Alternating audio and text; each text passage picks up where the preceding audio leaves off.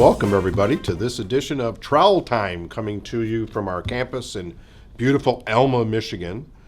This is being filmed on February 26th, almost the end of the month. So it's good to have you all with us. As always, on the couch is our Grand Secretary, Bill Finkel. Hi, Bob. Past Grand Master. Thank you, Bill, for being with us. Very rotund applause for you there. Wow, I noticed. Yeah. That's great. And beside him, as always, is our good friend, Grand Lecturer, Brother Tom Braun. Tom, it's good to have you with us. Nice to be here, Bob. Thank you. Oh, he got a hoot. Yeah, really. You didn't get a hoot. No. Well, he brings Because his he own, doesn't. He brings his own hoot. He brings his own hooter. Yeah. All right. So it's good to have you with us. It's February, the end of the month, and we went from almost unimaginably cold to not bad. Wow, out there. this is a tease. And because of that, it allowed Dirk Hughes, who usually hibernates during this time of the year, to crawl out of his home on the western side of the state and join us. Dirk Hughes is here from the Museum and Library to give us our Masonic Minute. And Dirk, it's good to have you with us. As always, Darren Thompson is keeping us together over there with the lectern. And I hope today we'll have an homage to Sweden. It's ready. All right, so Darren, thank you for being here. Lutefisk optional. And behind the cameras is Ben Tigner, Ben. making sure that everything works just the way it's supposed to. So thank you, Ben, for being here. So everybody, welcome. It's good to have you all here. Yeah. You just got back from the East Coast. You were Yeah. down in Myrtle Beach. Yes, we're in Myrtle Beach, yeah. You went to the Conference of Grand Secretaries. That's where I was, yeah. Yeah, I'm going to talk with our special guest about the Conference of Grand Masters a little bit, but Yeah. how did the Conference of Grand Secretaries go? How went- was the state of the right or the It craft? went very well, and a lot of interesting topics talked about, the usual stuff, Mm-hmm. but that happens all the time. Some good presenters. It was a fulfilling 2 days of meetings. So, Excellent. Yeah. Yeah. Are most of the Grand Secretaries there?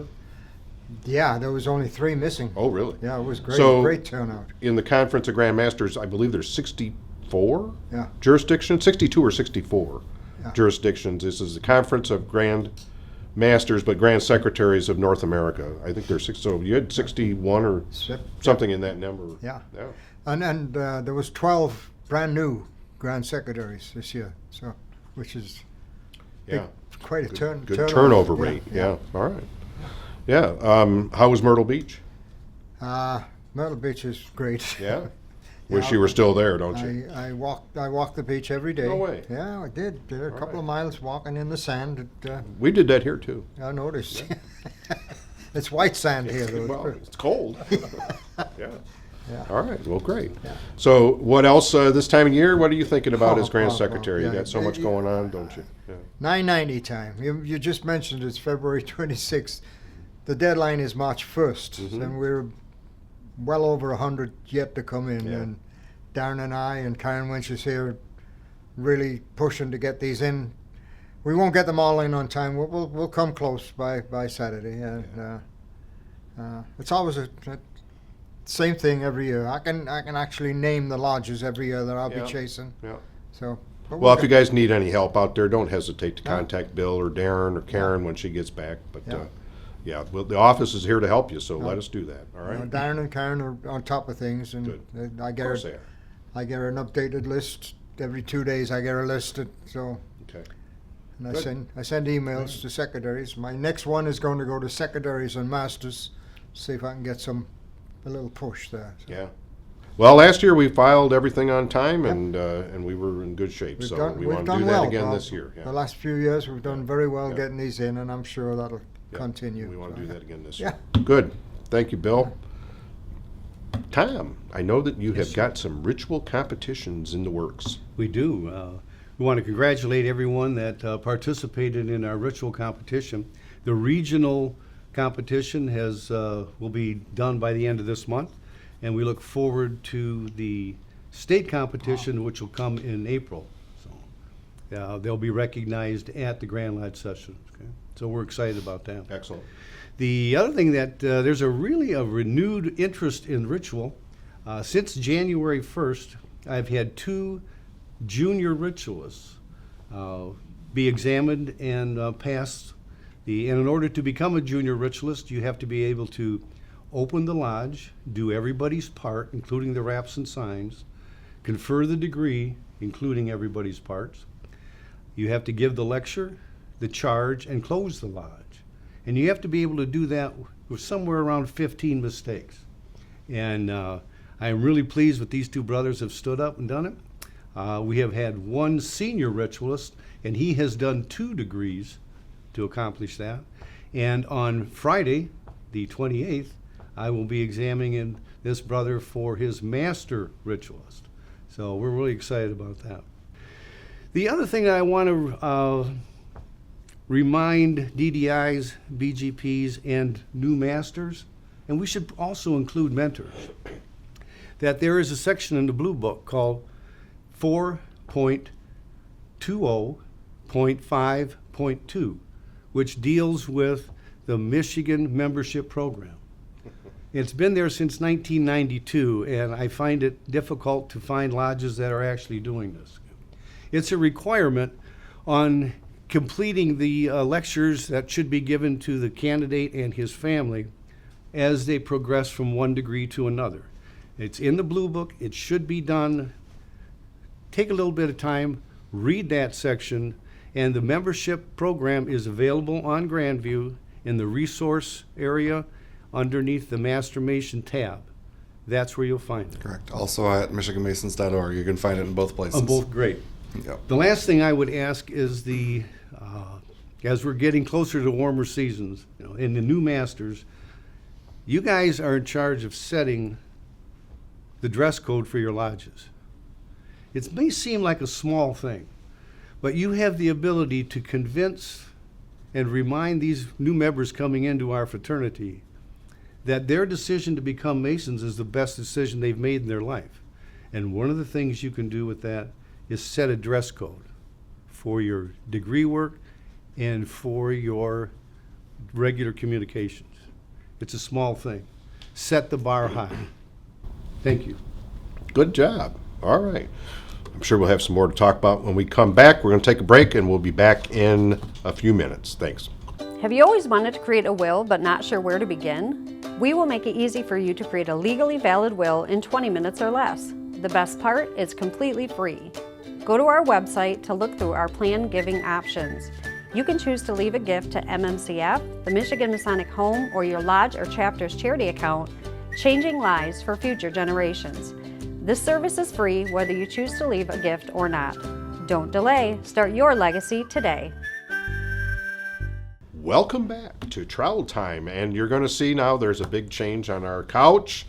We've been joined by our Grandmaster, Eugene Abbaticchio. Grandmaster, thanks for being with us today. Good to be here. Glad I could make it. We're glad to have you. I know that you've had a busy month, right? You've just been going everywhere, and you recently came back from the Conference of Grandmasters. Yes, North American Conference of Grandmasters and also the Midwest Conference. That's correct. Yeah, It you always hold occurs- that before, don't you? 2 days. 2 days before that. 2 days before that one. Yeah. So that very interesting. They're great conferences. A lot of, like Bill had mentioned earlier, a lot of stuff goes on at those conferences. The things that you learn, the breakout sessions, all that stuff is just amazing. And not to mention the brothers you meet too. Yeah. At the dinners They're from and the everywhere. lunches. All around the world come. It's not just the They Grandmasters did. in North America. My but- wife and I had the opportunity to sit down and have lunch with the Chancellor of Russia Wow. for Masons, and also a Grandmaster, one of the Grandmasters in Brazil, one of the provinces in Brazil and all that stuff. So we had very interesting conversations with them. I'll bet. About how Now, Masonry did they works. speak English? Not at Yes. all fluently? No, actually, they both spoke very fluent English. Yeah.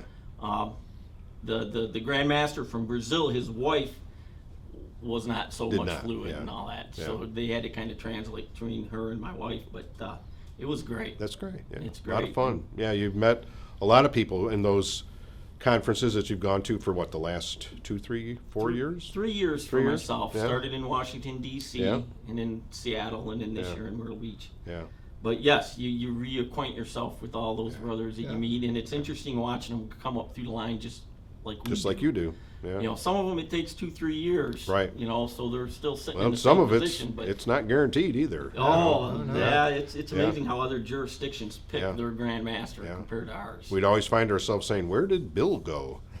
And nobody would know where Bill went. Yeah. Well, it was surprising. There was talking to one of the, I believe it was the senior Grand Warden somewhere, and he had to, in their jurisdiction, he's got the opportunity to go to the Deputy Grand Master, and he just, done enough. I'm not Yeah. gonna go any further. Oh, really? And they do that, and their Grand Wardens are appointed. Okay. So the Grand Master, whoever's there, appoints them, and Yeah. that's I don't how think I don't think there are two jurisdictions, and certainly in the United States, that do it the same way. No, I don't think there's two.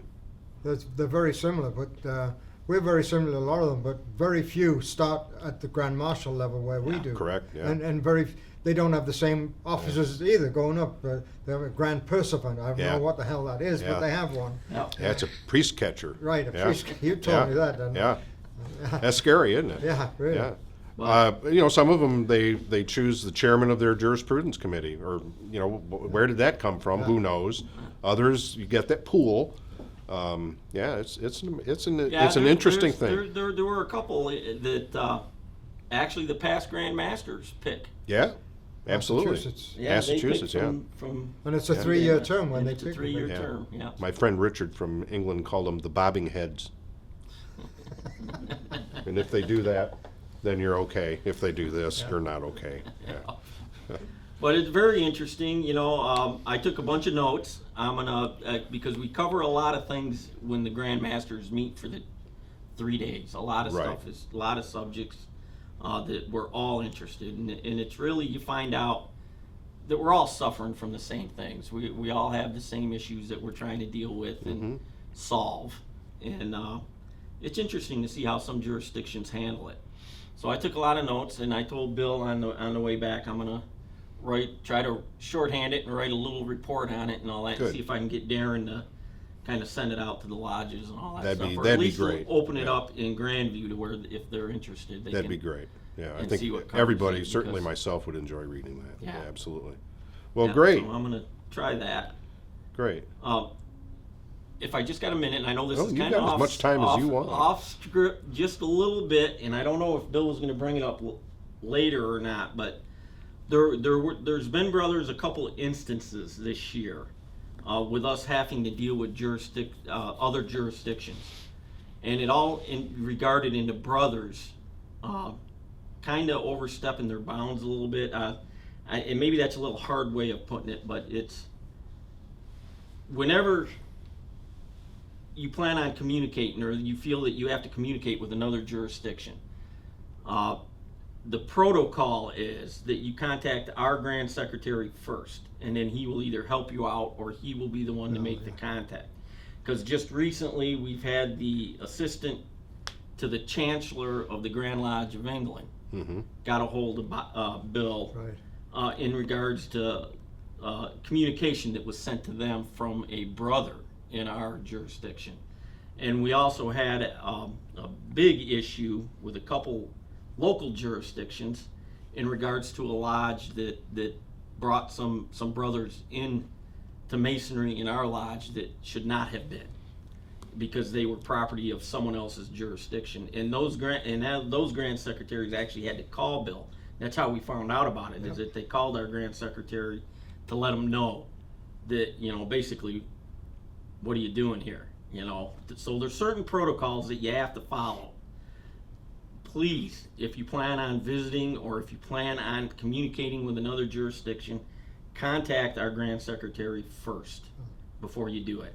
And that can save us, certainly myself and Bill, a lot of headaches, because we're still dealing with some of it. So Yeah, the one from England, I got this email from the Assistant Grand Chancellor.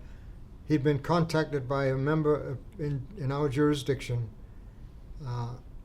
saying he was going to move there and wondered if they would help him find a job. And No.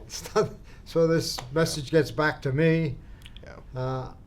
Unfortunately, this brother doesn't have an email address listed, so I contact the lodge secretary, and sent him all the information. That then secretary sent it back saying, "I'll handle it. It's taken care of." So, but we don't want to be upsetting the United Grand Lodge of England. No. No, So, No. no, we don't. You know, I think that it's never done in a self-serving way. It's just they don't know that Right. in Right, today's the protocol. You know, it used to be the opportunity to mail a letter to the Grand Secretary of the Grand Lodge of England was really a difficult thing to do. Right. Today you can just email people. Right. And I think that ease has allowed us to kind of drop that protocol that is absolutely vital. They won't respond. They'll go back to the Grand Secretary Right, that yeah. issued it, and it causes all kinds of problems. So we don't need that. So yeah, I've ask us communicated first. this week with England and Scotland. I Yeah. had another one with the Grand Lodge of Scotland, but that's Well, taken care of. Yeah, Yeah, That's and- just this and week. we don't want them angry either. So And even the ones like the couple jurisdictions that are local, states that are close to us and all that have had an issue, they still call the Grand Secretary. sure, All right, they follow the protocol that Grand Secretary talks to Grand Secretary. right. So, please, save us some headaches. Yeah, if you want to travel, you want to sojourn, we want you to do it Absolutely, as a yes, Mason. absolutely. Absolutely. It's the best way to travel. Contact the Grand Secretary's office first. Yep. Yep. Good stuff. Grandmaster, I know that there is a Unity celebration coming up March 23rd. Could you talk to us a little bit about that? Yes. Back in 1997, I believe, the Grand Lodge of Michigan and the Prince Hall Grand Lodge of Michigan affiliate recognized each other that year. And they really never did any kind of formal signing of any kind of resolution or anything of that nature. So what the Grand Master of Prince Hall, Ben Walker, approached me this year and asked if it would be all right if our Grand Lodges got together and signed a formal resolution. Commemorating that event? Commemorating, yeah, that's Yeah. the word I was looking for. Yeah. Commemorating that formal decision back in '97. So we are, and we're going to be doing it on March 23rd at the Detroit Masonic Temple. Big gala event. Yes. Yeah, black this is tie. big. We're going to have a couple of guest speakers there that we think will be the really because it's more than just a masonry thing. It's a civil event. I mean, it's a big step here that they took. Because I tell you, by doing that, and what I realized this year, what you really realize, for myself at least, is that I never even considered other jurisdictions that don't recognize Prince Hall. Mm-hmm. I never. So when we had another jurisdiction come in and do a joint degree with them and all that, it never dawned on me to ask that Grand Master. Now they didn't care. They recognized Prince Hall in their jurisdiction, but they didn't recognize the Prince Hall in our jurisdiction, but they didn't care. Don't get me wrong, they had absolutely no problem with it at all, but it was brought to my attention, and I'm like, I never even thought. I mean, we just don't think, at least Yeah, fraternal I never. relations are always a catchy thing. There's not a Yeah. lot of guidance on it. You just kind of do it. But, as one of the few, I suppose there's still a lot of Masons, but, I was there through that period of time, and it wasn't an easy thing to get done on either side. There were a lot of men who stood who stood at the forefront of that effort and took a lot of questioning and concern and other things about it as we moved through that. But it was a huge thing that happened, and I think we can all say that we're incredibly grateful that it did. Oh, It's it been did. one of the I- best blessings of being a Freemason in Michigan. How The far we've fact- come since then is Yeah, amazing. absolutely. Yeah, and that's the point. Is that the steps they took then, which was just small steps, and where we're at today to allow Yeah. somebody to come up through the line and never even think about Right. not having Prince Hall involved in It's- stuff or It's just as inviting them. foreign as if it was Yeah. one of our own. And, I think the important thing for us too is that, this Saturday, now Darren's going to mention it, but this Saturday, which will probably happen before this showing goes out, but will be a joint degree between Prince Hall Grand Lodge and our Grand Yeah. Lodge down in Roseville, the Fellowcraft degree. That never would have happened without that. And yet today it's almost considered just kind of it's a great thing, and it's Right. full, right? We packed the house in Port Huron, Yes, but we did. you know, it's just a great event for us to do. It is what I consider to be one of the fundamental tenets of Freemasonry, that we are brethren, period. Yeah.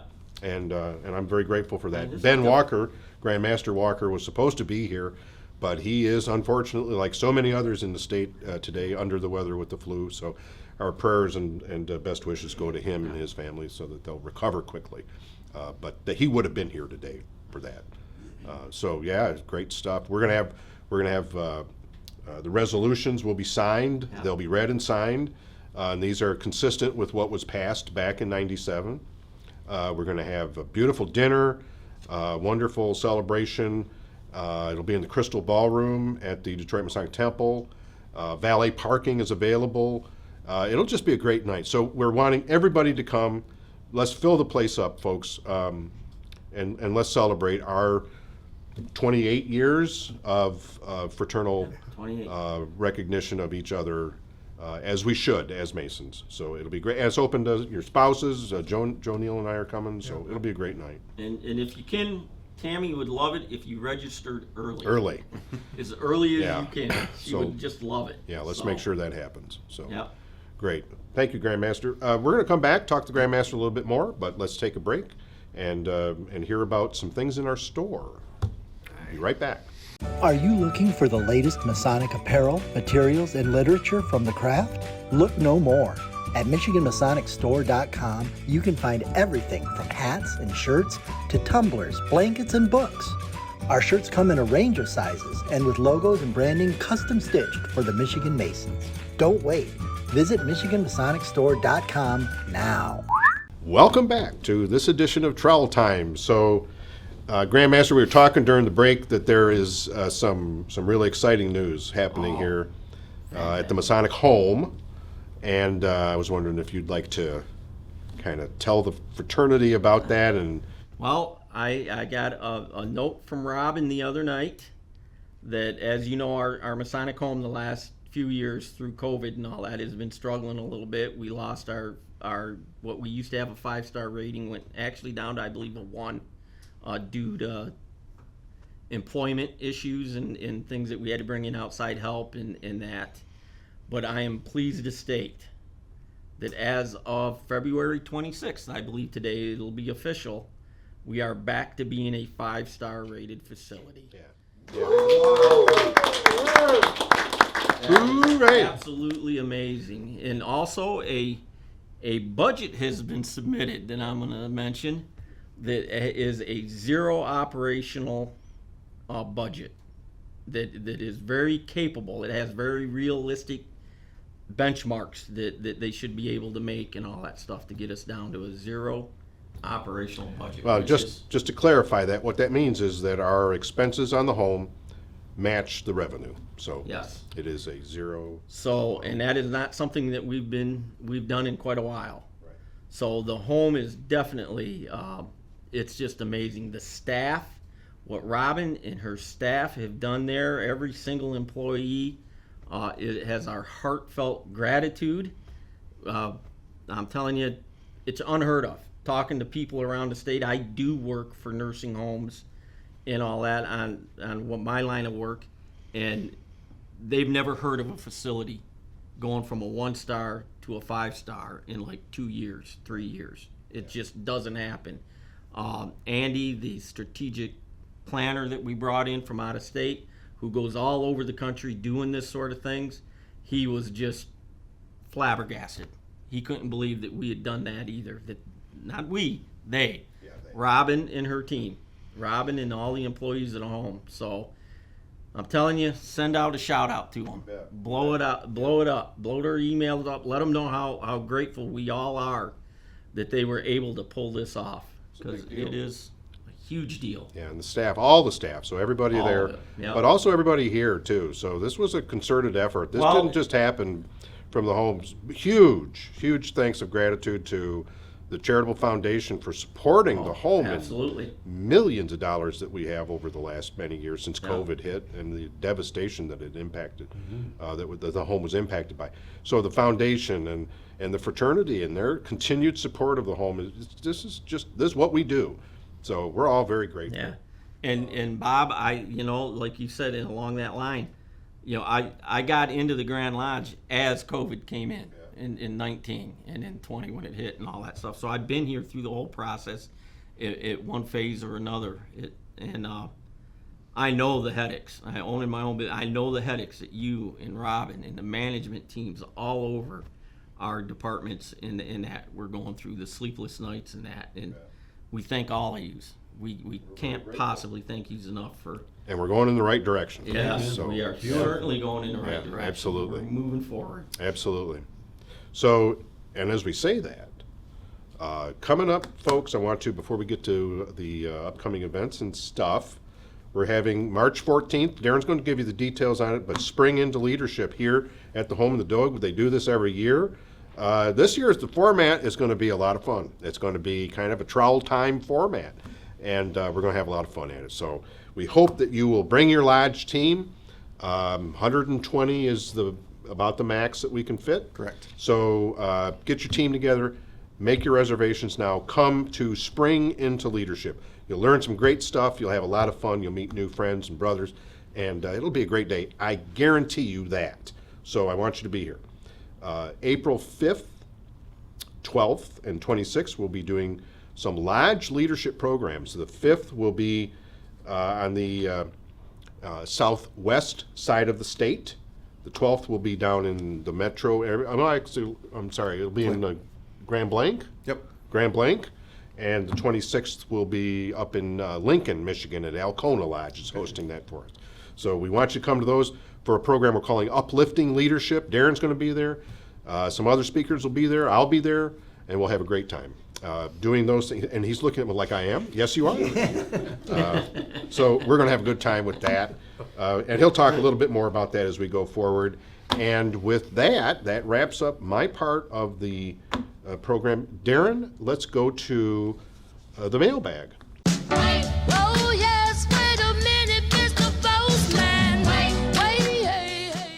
All right, we have a light mailbag this month. 2 questions, both from Chuck Garrow, the pride of Wexford County, Oh, Okay. according to him. well, they have a lot to be proud for. His first question is, why do many lodges restrict passing between the altar and the east when not doing a degree? I think it's absolutely just tradition that says that you don't go between the master and the altar, right? That's correct, yeah. It has no basis. In fact, I was told years ago after when I joined, which by the way was before like electricity, but that it was considered holy ground. And I said, really? I don't think that that's quite true. But it was a tradition, and I guess that it came kind of from England, where the altar is very close to the worshipful master, and if you were to actually try to pass between the two, you'd probably step on his feet. So I think I there's don't know some what the answer is. ancient and accepted jurisdictions that still do all the work west of the altar. Yeah. But not in our jurisdiction. There's not a problem. It is not holy ground, but it is up to the master. If he It does. is, it Yeah, is. and the first time I got yelled at in lodge, which I've had a lot of in my life, was because I walked, between the altar and the east. And I'll so- tell you a story. The first time I went down to Kentucky and went into a lodge, and at one of the brothers, and it was a pack lodge. He was nervous as could be, and the brother of the lodge made the mistake of trying to pass between the master and the altar, and all that whole lot. I mean, you had 200 Masons in that room. Were ready to throw him out of that building, and I was like, well, it was startling. Yeah. So some jurisdictions, it's still there. It's and it may still be there, part of their and- code. I don't know that, but I in don't- Michigan it is not. Correct. So it's a tradition inside of a lodge. Correct. I've just learned to walk around. You get your steps in that way. I've heard that it's lava, but it's really not. It's lava. Yes, it could be lava. Yes. Okay, and the final question is, when saluting the flag after the senior deacon displays it or is returning it, what is the proper way for veterans, military versus non-military Masons to salute? So which... Well, only veterans have the right to give a salute to the flag. We as regular Masons who are not veterans, we always give it the sign of fidelity. Correct. Okay. That's it. That will close up the mailbag for this month. If you All have right. questions, please send them in. How about if we go right into upcoming events? We can do that.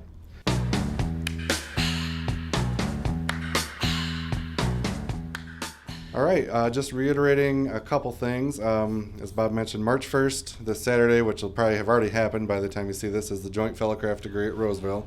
However, there is an upcoming Joint Master Mason degree with Prince Hall, and that will be April 5th at the Detroit Temple. I don't have the exact start time, but check your weekly Hiram's Herald and the Grandview event for that. March 14th, the Spring into Leadership that was mentioned. Sign-ups for that are in your Hiram's Herald. They're in Grandview. They're on the Grand Lodge calendar, on the Grand Lodge website. So there are many different ways to find those links. I think every Mason in the state received a postcard as well in the last week, so check on that. Same thing for the Unity Celebration we mentioned, coming up March 23rd. Sign-ups for that are, we just posted on Facebook yesterday. There's a QR code on the flyer. We've got it in Grandview. On the Grand Lodge calendar, so there are a lot of different ways to find that link. And for all these, call us if you can't find it. We'll make sure you get it, or we'll take your registration over the phone. And then the Spring Leadership Series, I'll be a little more specific on a couple of them. April 5th will be in St. Joseph at the Boulevard Inn. And April 12th is in, I think it's a Flint address, but it's at the confluence of 75 and 23 at the Wyndham. Right there, and then April 26th will be at Alcona 292. And it's not too soon to talk about annual communication coming up. Annual communication number 199, which will tell you what next year's will be number. But this year it's May 19th and 20th at the Soaring Eagle. Registration info will be out for that in the next couple weeks. So sign up, make sure your lodge has a delegate. If your master can't do it, make sure you've got somebody there to represent your lodge and vote. Great stuff. That's it? And I do have one more thing Okay. I'm duty bound to mention. The Okay. Charitable Foundation has the Lodge Challenge happening for the Lodge charity count. So you got one more month for your lodge to get new monthly donors of at least $5, or an increase, current monthly donors, if they increase their donation, that will count towards the Lodge Challenge. So the lodge that has the most percentage-wise, so Wayne Lodge and Onekama Lodge have the same chance. It goes by a percentage of your lodge members. The top one will get $2,400 extra in their lodge charity account for the next fiscal year. Second place is $1,200, and third is $500. So Good stuff.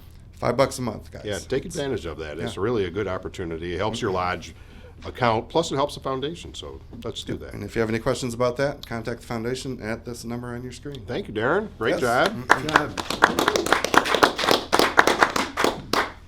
And now for the dashing, mustached Dirk Hughes and our Masonic Minute. And I don't believe in time. Thank you, Bob. Did you notice I waxed my mustache He waxed today? his mustache just for us today, so I'm very pleased. All right, let's get on with it. Enough of me.